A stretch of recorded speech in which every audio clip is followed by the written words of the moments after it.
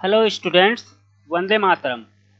इस वीडियो में हम क्लास 4 से इंग्लिश सब्जेक्ट के लेसन 14 लविंग ग्रैंडफादर नामक चैप्टर को पढ़ेंगे। इस लेसन को आज हम पढ़ने वाले हैं और मैं इसके हिंदी में ट्रांसलेशन आप लोगों को समझाने वाला हूं। तो चलिए वीडियो प्रारंभ करते हैं। सबसे ऊपर में आप लोगों को लिखा हुआ मिलेगा लेसन 14 मतलब पाठ 14 और नीचे आप लोग को मिलेगा लविंग ग्रैंडफादर। ग्रैंडफादर का मीनिंग क्या होगा? ग्रैंडफादर मतलब दादाजी, अपने पिताजी के पिताजी, ठीक है। ग्रैंडफादर मतलब दादाजी हो गया। और लविंग अगर सामने में हम जोड़ देते हैं किसी वर्ड के पहले तो इसका मीनिंग हो जाएगा प्यार करने वाले। तो लविंग ग्रैंडफादर मतलब प्यार करने वाले दादाजी, या फिर अगर हम लविंग फादर बोलेंगे तो प्यार करने वाले पिताजी, लविंग मदर प्यार करने वाली माँ, और लविंग सिस्टर प्यार करने वाली या फिर स्नेह करने वाली बहन, ऐसा हो सकता है, ठीक है। तो ये चैप्टर है लविंग ग्रैंडफादर अर्थात प्यार करने वाले दादाजी। तो यहाँ पे दो बच्चे हैं और दोनों बच्चे आपस में बात कर रहे हैं। क्या बात कर रहे हैं उसे हम देखते हैं। पहले फोटो में यहाँ आप देख सकते हैं कि दो बच्चे हैं, एक लड़की और एक लड़का। दोनों आपस में क्या बातें कर रहे हैं उसे हम पढ़ते हैं। तो यहाँ पे लिखा हुआ है, लड़का बोल रहा है, Ever since Grandpa fell down and sprained his arm, he has changed. Ever since मतलब कभी से या फिर जब से। ग्रैंडपा फेल डाउन, ग्रैंडपा या फिर दादाजी गिर गए। फेल डाउन मतलब नीचे गिर गए या फिर गिर गए, ठीक है। एंड स्प्रेनेड हिज आर्म, और उनका हाथ टूट गया या फिर हाथ में मोच आ गई। स्प्रेनेड मतलब मोच आ जाना होता है, ठीक है।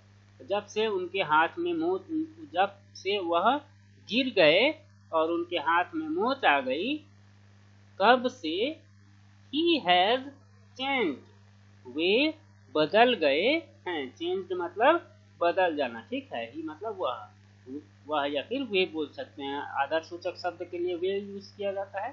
तो वे बदल गए हैं, ऐसा कौन कहता है? लड़का कह रहा है कि ever since grandpa fell down and sprained his arm, he has changed, मतलब जब से दादाजी गिर गए हैं और उनके हाथ में मोच आ गई है, तब से वे बदल गए हैं। अब लड़का फिर से कहता है, He has become very quiet. He has become very quiet, मतलब वे अब बहुत शांत हो गए हैं। वेरी क्वाइट मतलब बहुत शांत, ठीक है। क्वाइट मतलब शांत, वेरी मतलब बहुत, बिकम मतलब बन जाना या फिर हो जाना। तो वे बहुत शांत बन गए हैं या फिर बहुत शांत हो गए हैं। He does not even speak to us. He does not even speak to us. वे हमसे भी बात नहीं कर रहे हैं। वे हमसे भी बात नहीं कर रहे हैं। इसका मीनिंग हो जाएगा he does not even speak to us, मतलब वे हमसे भी बात नहीं कर रहे हैं।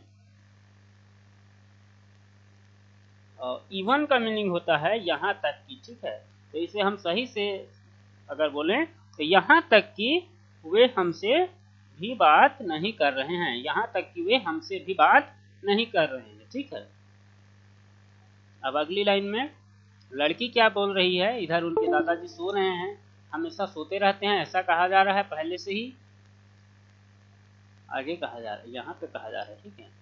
He keeps sleeping the whole day. He is very sad. He keeps sleeping the whole day, मतलब वे पूरे दिन सोते रहते हैं। He keeps sleeping the whole day, मतलब वे पूरे दिन सोते रहते हैं। ही इज वेरी सैड, वे बहुत दुखी हैं। ही इज वेरी सैड मतलब वे बहुत दुखी हैं, ऐसा लड़की कह रही है उनको सोते हुए देखकर। तो लड़का फिर कहता है he does not even go out, he does not even go out। इसका मीनिंग हो जाएगा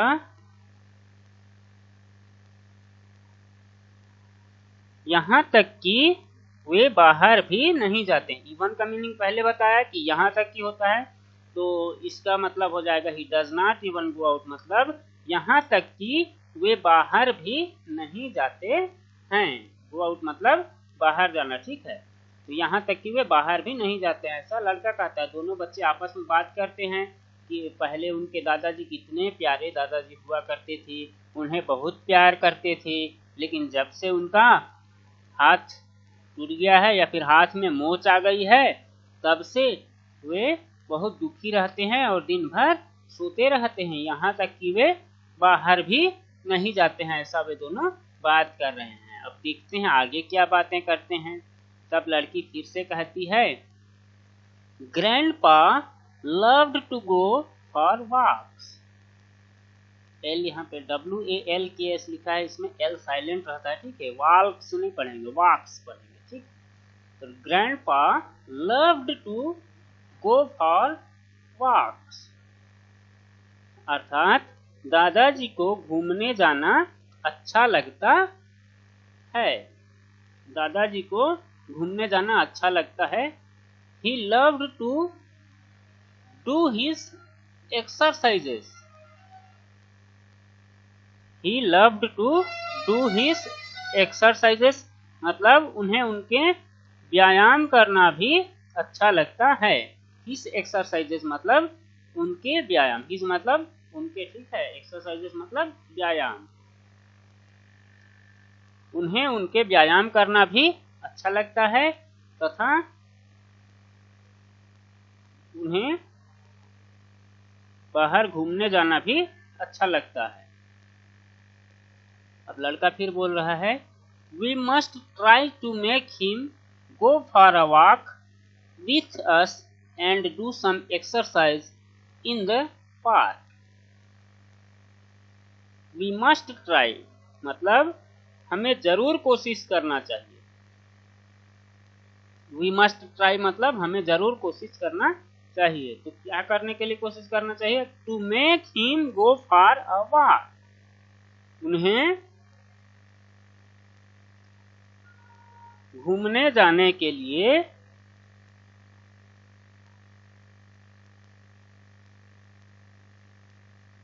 ले जाना चाहिए। या फिर पूरे सेंटेंस को अगर हम बोलें तो कह सकते हैं हमें उनको घूमने जाने के लिए या फिर सैर करने के लिए अपने साथ ले जाने की कोशिश करनी चाहिए। अपने साथ कहाँ जाएगा? विथ अस लिखा हुआ, ठीक है, हमारे साथ। अस मतलब हम और विथ मतलब के साथ, तो हमारे साथ। एंड डू सम एक्सरसाइज और कुछ व्यायाम करने चाहिए। कहाँ करने चाहिए? इन द पार्क मतलब पार्क में। तो पूरे का अगर हम इसके पूरे का यहाँ से इस डिब्बे का पूरे का अगर हम मीनिंग देखें तो इसका मीनिंग हो जाएगा हमें उनको सैर करने के लिए अपने साथ ले जाने की कोशिश करनी चाहिए और कुछ व्यायाम पार्क में करने चाहिए, ठीक है। अब यहाँ पे दोनों ने सोच लिया कि हम दादाजी को लेकर जाएंगे पार्क में, हमें कोशिश करनी चाहिए पार्क में घूमने ले जाएं और कुछ एक्सरसाइज भी करें। तो अब ये दोनों अगले फोटो में देखिए, दादाजी को ये दोनों साथ लेकर गए हैं। कहाँ जा रहे हैं? जहाँ ये लोग व्यायाम करेंगे और घूमने जाएंगे, सैर करने, ठीक है, पार्क में। तो वहीं ये ले जा रहे हैं। तो अब आगे है grandpa your friends are there. कहते हैं, लड़की कहती है ग्रैंडपा मतलब दादाजी, योर फ्रेंड्स आर देयर मतलब आपके दोस्त वहाँ हैं। देयर मतलब वहाँ, आर मतलब हैं, योर फ्रेंड्स मतलब आपके दोस्त, ठीक है। तो दादाजी आपके दोस्त वहाँ हैं, ऐसा लड़की कहती है। They will be happy to see you, वे खुश होंगे आपको देखकर, वे आपको देखकर खुश होंगे। सी यू मतलब आपको देखकर, ठीक है। दे विल बी हैप्पी मतलब वे खुश होंगे। किस लिए खुश होंगे? टू सी यू, आपको देखकर। तो लड़की कहती है कि आपको देखकर वे खुश होंगे। Please go and talk with them, कहती है प्लीज गो, कृपया जाइए, एंड टॉक विथ देम, और उनसे बात कीजिए। कृपया जाइए और उनसे बातें कीजिए, ऐसा लड़की कहती है। तो अब दादाजी खुश हो जाते हैं और आगे क्या कहते हैं उसे हम देखते हैं। Thank you my children, thank you my children मतलब धन्यवाद मेरे बच्चों, ऐसा दादाजी कहते हैं कि धन्यवाद मेरे बच्चों। किस लिए धन्यवाद? For taking me out in the fresh air, for taking me out in the fresh air मतलब मुझे बाहर ताजी हवा में लाने के लिए, मुझे ताजी हवा में लाने के लिए। टेकिंग मतलब लाना, ठीक है, और आउट मतलब बाहर, फ्रेश एयर मतलब ताजी हवा या फिर शुद्ध हवा। तो दादाजी कहते हैं थैंक यू मेरे बच्चों, मुझे इस ताजी हवा में बाहर लाने के लिए धन्यवाद। अब आगे कहते हैं इट हैज बीन, यहाँ पे IT लिखा हुआ है और कॉमा है, फिर S लिखा हुआ है, ठीक है। तो इट इज नहीं होगा, यहाँ पे इट हैज होगा। इसको इट्स भी नहीं पढ़ेंगे, इट्स पढ़ सकते हैं लेकिन इट हैज होगा, ठीक है। इसका मीनिंग इट हैज होगा। सामने बीन लगा हुआ है, बीन अगर हो तो यहाँ पे इज नहीं होगा और यहाँ पे अभी हैज होगा, ठीक है। It has been a long time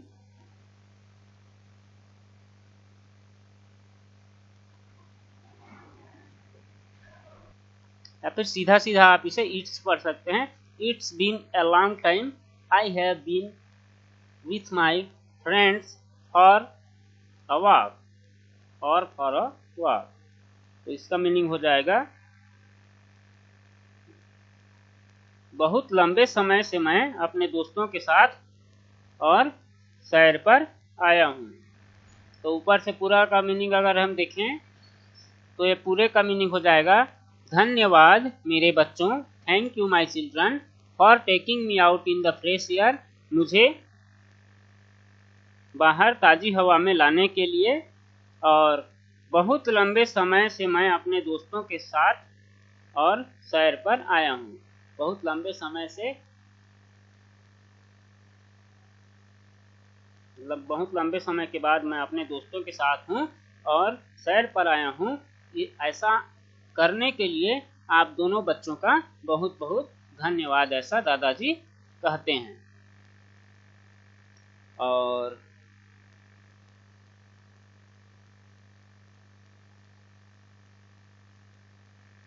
यहाँ पे ये समाप्त हो जाता है ये वाला चैप्टर। तो इसके क्वेश्चन आंसर्स को आगे हम देखेंगे। तो इस चैप्टर में फ़िलहाल इतना ही। धन्यवाद।